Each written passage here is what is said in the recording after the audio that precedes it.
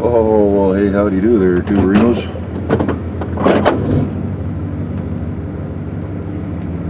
We are off to work again.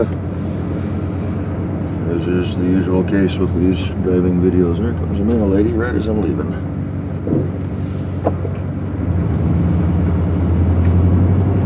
Hopefully there's nothing important, not expecting anything. Oh, it's Thursday, the something or other, July 16th, 17th, somewhere around in there. It's a nice warm day. Not as muggy as it's been the last couple of days, but I didn't look at the temperature when I walked out, but it's got to be pushing 80. Good old mid-July in the Northwest. Last couple of days just been cloudy, overcast, muggy. In fact, 2 nights ago I got home at midnight and it was still 70 degrees outside. Had a heck of a time sleeping that night. So I got a bomb up here to the ATM machine, get a couple of bucks. Got a little trip planned here in about a month. I'm not going to tell you guys where, but it's something I've never done before, so just a little weekend adventure. Taking a Friday off, bombing out to this place and spending Saturday doing the thing and coming home Sunday. That's about a month from today, I think. What is today? Let's pull the, we're at the red light, let's pull the phone out and see the date. It's the 18th today.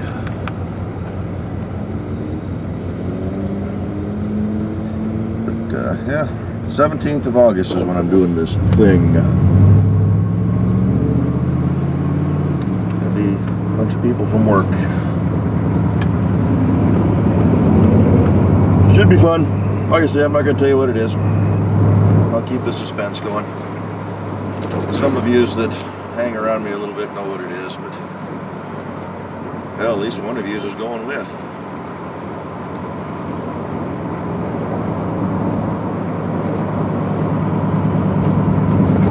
We'll get up here, we'll get some cash monies, and then do the yakking about the stuff that's been going on here on the drive into work. In fact, I think we'll go ahead and kick you guys off here so you're not sitting through the red lights. I still got a minute or two before I get to the ATM machine. So we'll catch you here in just a second. Alrighty. On our way into work. Here we go. Hang on. Stand on it, son. All that good jazz. Yeah, the dude that's putting the strip together wants basically taking a deposit from everybody, and it's due today.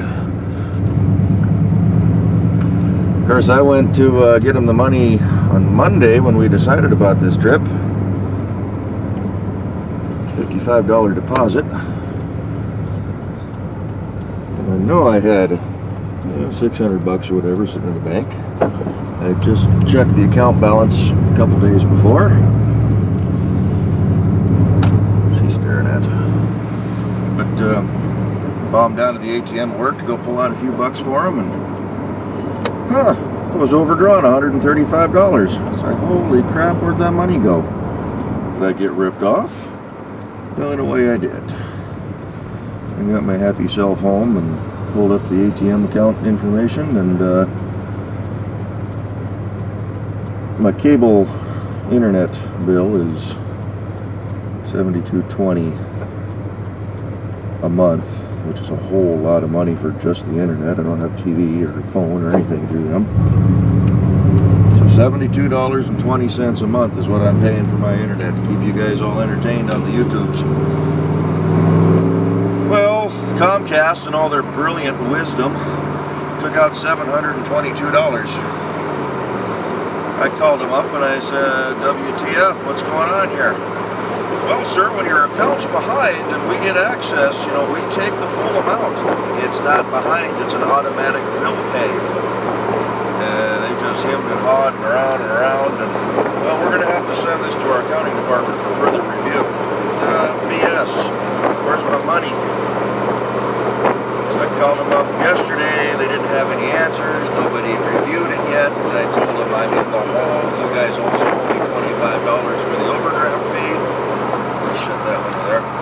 Oh, sir, we don't give overdraft fee protection charges. BS.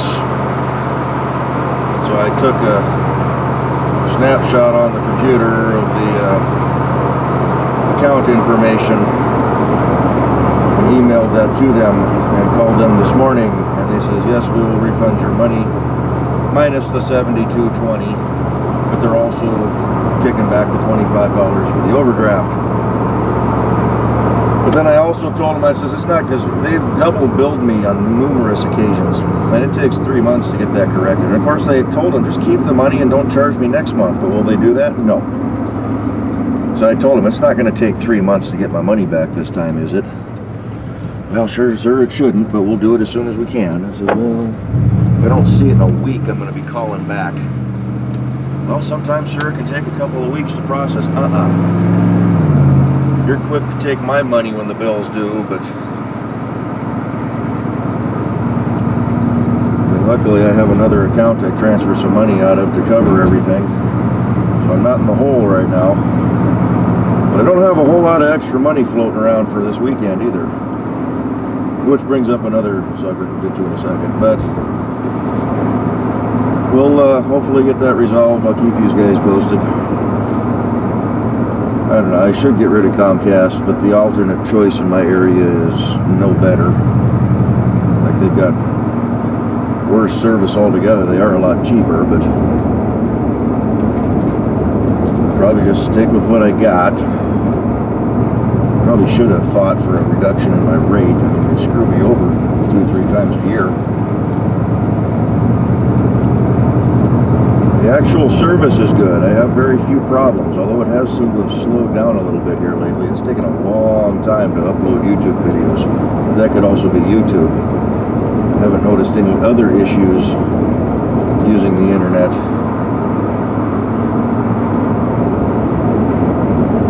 YouTube's been tinkering with stuff again and making it difficult for us that use it on a regular basis. My personal opinion is, I think that those of us that don't pay to use don't have the big accounts when we pay YouTube, I think they're kind of giving us the bum rap and the short end of the stick, if you will. They're not getting any money out of us per se, even though I've got advertisements going on all my videos. I do submit every video for monetization, so YouTube is getting a share back. Like I said, Google's getting a kickback on that, but sure takes a long time. Like this video here, yeah, this will be a 40-minute video, I'm sure, when it's all said and done. And by the time I'm finished uploading it, it will probably be, because I'll try to start it tonight when I get home. Although we're doing overtime again, so I don't know. Ooh, nice Plymouth Ford, whatever that is. But it's taken anywhere from 8 to 20 hours. I did a video not too long ago. Oh, the racing video. I think that was almost a solid 2 days of uploading.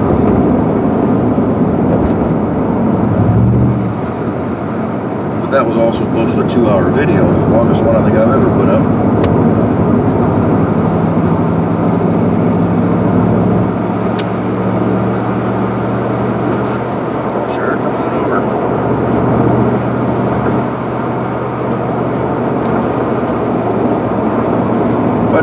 Yeah, this weekend, well, plans are foiled again. Looks like I'm working Saturday again. No thanks to my first shift counterparts again. That's not fair. It's not all of them. I know a few of them, and they're the ones that are always up on the plane when I show up to work, and theirs are the names that are always on the jobs that are sold.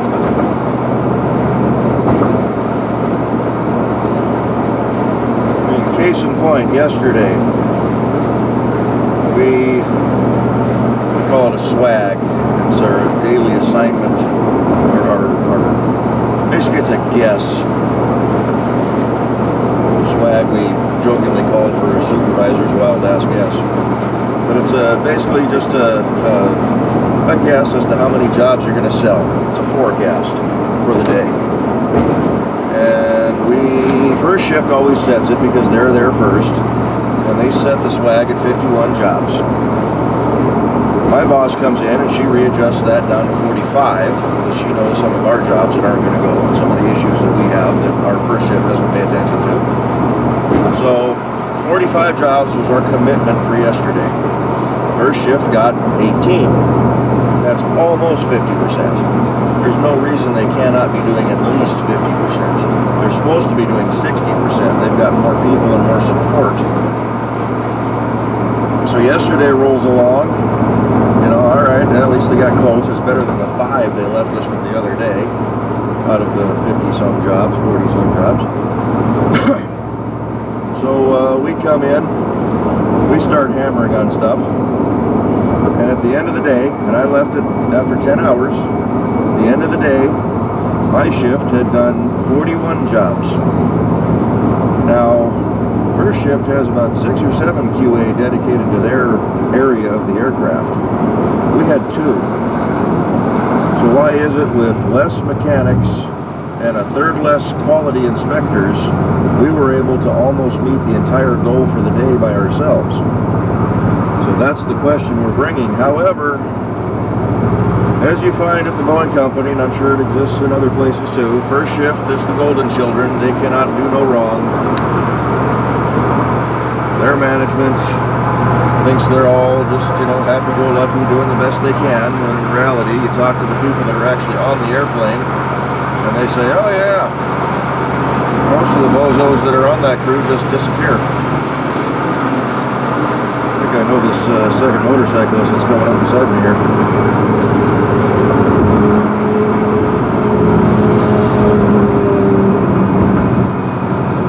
It's going to be, what's his name, Supra Northwest or something like that, Northwest Supra there. That's the guy that dropped my GoPro for me. Thanks, buddy. He's got his own GoPro now, so. He's actually on my crew too, so.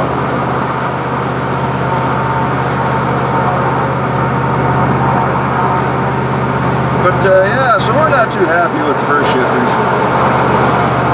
Today is my supervisor's last day with the crew. She's actually fed up with all the BS. Because usually we're the ones that get yelled at for not making the numbers each night. She basically said she's tired of that, so she's going back to the toolbox. Starting tomorrow, she'll be a mechanic again. Actually on the first shift crew that I'm bitching about right now. Wouldn't be surprised if in a short order of time she becomes a lead again, but she's a pretty good boss. We like her. Pretty level-headed. Used to be a mechanic on the floor, went into supervision, but things just kind of went downhill. Some of our upper management is not the best in the world. We're not real thrilled with some of them.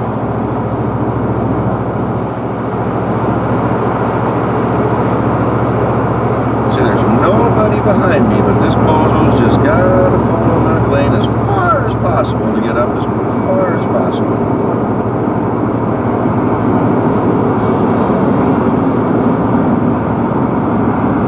Another issue we had recently, last weekend, was you that follow aviation news. We had another fire on a 787 at Heathrow in London there. And it's kind of funny, on Monday, a bunch of us were standing around in the back of the plane talking about it. The plane I work on, we put the galleys in, we put the sidewalls, the crew rests, all that in. But as she sits right now, none of that is in, so it's just insulation blankets. And was helping one of the guys do 2 antennas, a UHF antenna and the emergency locator device antenna. Basically, if the plane goes down, if it detects a sudden a heavy G impact or loss of power in flight or things like that, the locator goes on and notifies surrounding rescue agencies that hey, there may be a potential problem, so that you get people out there to rescue those that may be stranded in a hurry.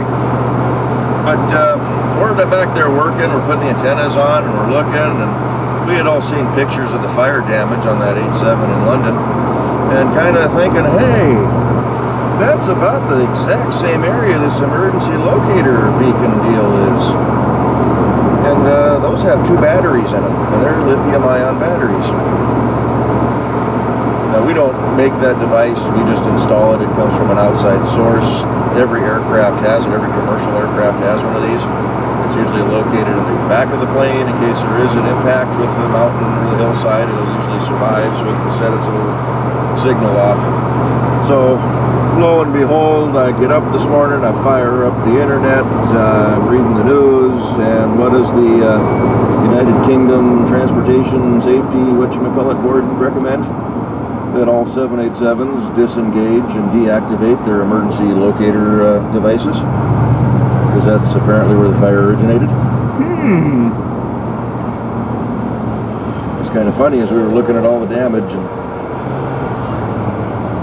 we kind of came to that conclusion ourselves.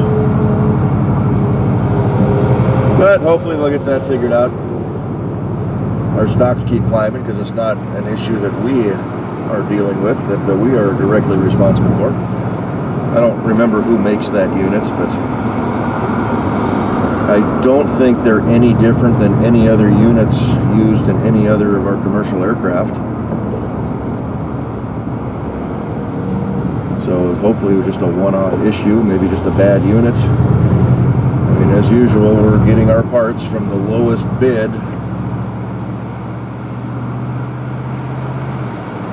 Kind of have to wonder, when the bids go down, that means they got to keep their costs down, and usually one of the first places they cut their costs is employee pay.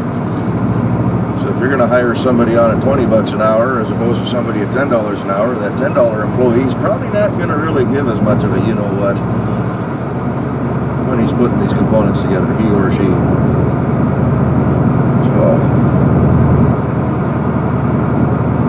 But that is the nature of big business, even small business. Minimize your cost, maximize your profit. Make all your shareholders as rich as possible, because they don't care about the employees at all. All they want to see is their bank account grow.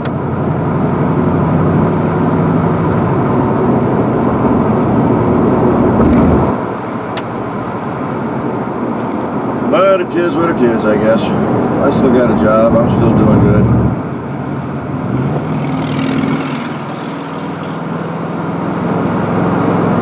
Other things I want to yak about, but we're getting close to work, so I may just save those for the drive home, because usually I can't remember about stuff as I'm driving home. Nice Malibu there. I like those cars, but I don't like the price, so it's off my list for a new car.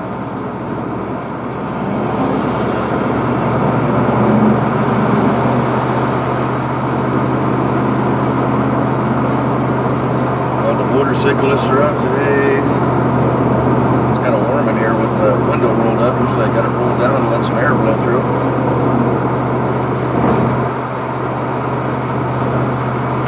But I'm assuming it'll be another 10-hour day today. Basically, the first shifters that don't want to work, they like to do the overtime on the weekends, so they don't care about getting the jobs done.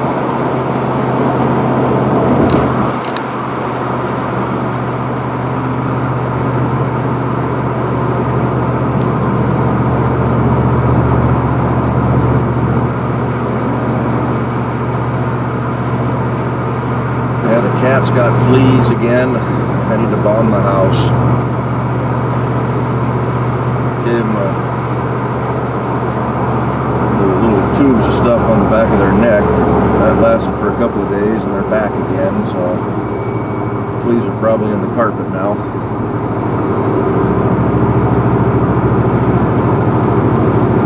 I don't know. I may run away for a little bit on Sunday. Supposed to clear out for about 8 hours though. Like my one day off a week. I don't want to spend it all away from the house, and I got to make sure the cats stay outside all day too.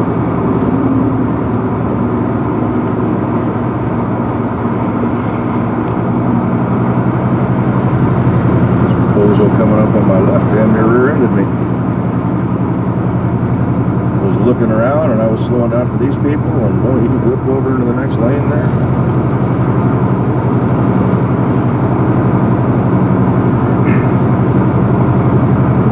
Goofball in the white Camaro going way over the posted speed limit. catch him there. There he is. I can barely see the screen. This camera doesn't do so good in the bright light with the viewfinder. It's harder to see stuff on it. I like that other Canon, but I haven't even tried to get it in to see if I get that screen replaced.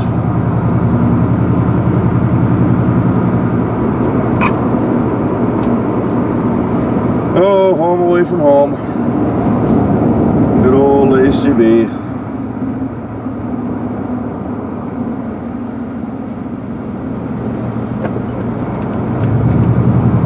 We got 205. Should be no trouble at all finding parking. Because even though our first shift counterparts are on mandatory 10s, a lot of them don't stay. Or if they do, I got no idea where they are because they're sure not up on the airplane.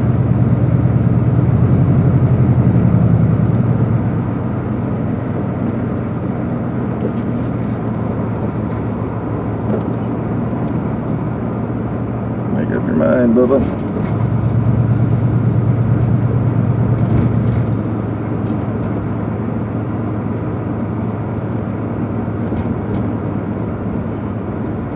It is nice around here though when the sun's shining.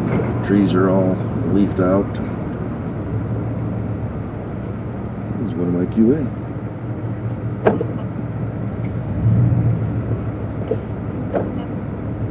Already got his iced coffee.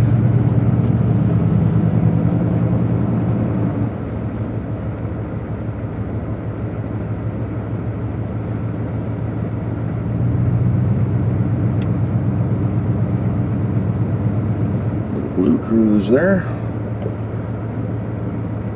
And try to remember to yak about cars. I've been doing some more online shopping, and it's their year-end sales time, and I'll have to talk at you about what I've been finding. A little, I don't know, not disturbing, but nerve-wracking, I guess. Not even that word. Where's this guy going? Right to the white Silverado. So we'll pop down here and stick in between the VW bus and the Honda Accord.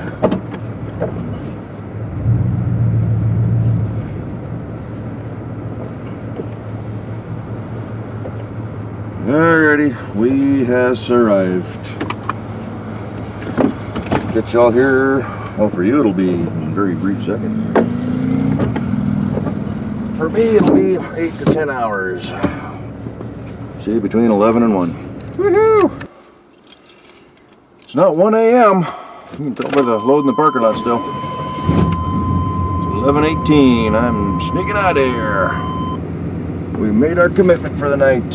Well, first shift didn't again. Oh well. On the fence whether I'll be required to come in this weekend. I know I kind of volunteered, but if it's not mandatory, I'm going to try to back out of it so I can take Saturday off.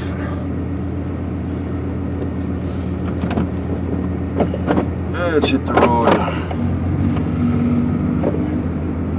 Get the shoe rolling here.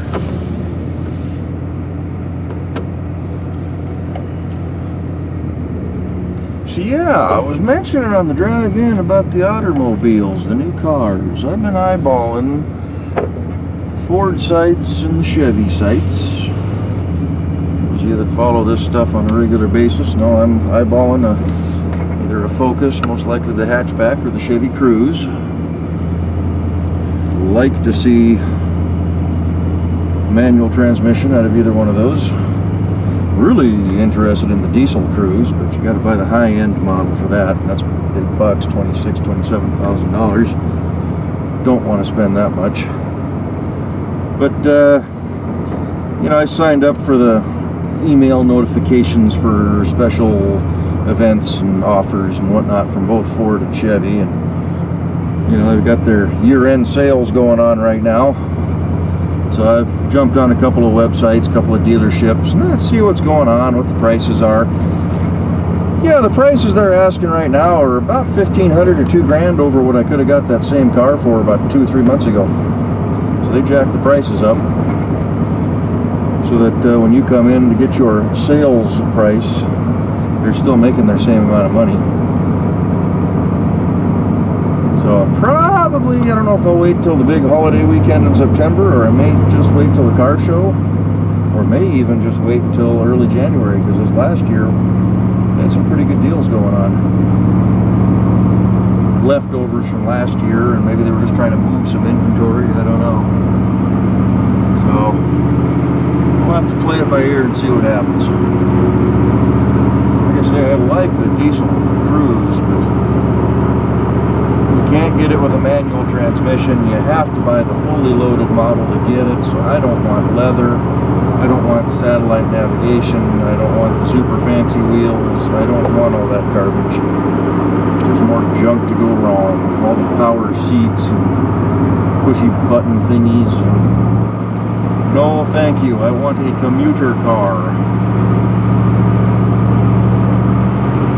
Don't need the high-end stereo and all that garbage. So just have to see what happens. I'm kind of tempted to walk into the dealership and, you know, that sounds like the diesels aren't moving that well yet. They've only been out for about a month. But, you know, walk into the lot and say, hey, 18,000 for the diesel, yes or no? If they say no, then okay, I'll go out and buy a Focus. I'm pretty sure I can get a hatchback Focus for about 15 to 16 without a whole lot of haggling. That's within my target price, so I'm good with that. If I can get one cheaper, great.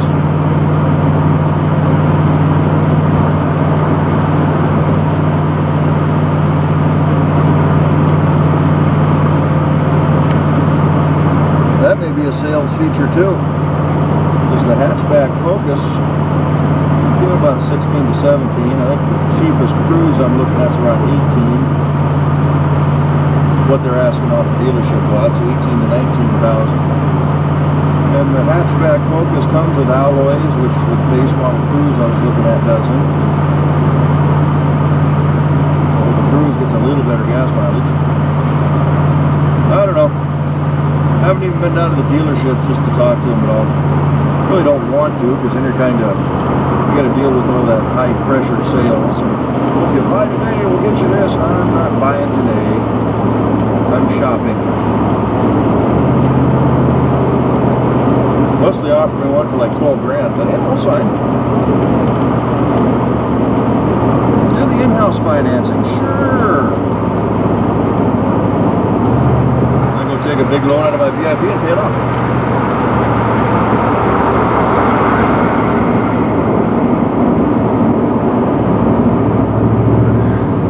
Other than that, it was a pretty good day at work. We got some stuff done. We made our commitment. That was with an hour off for a barbecue.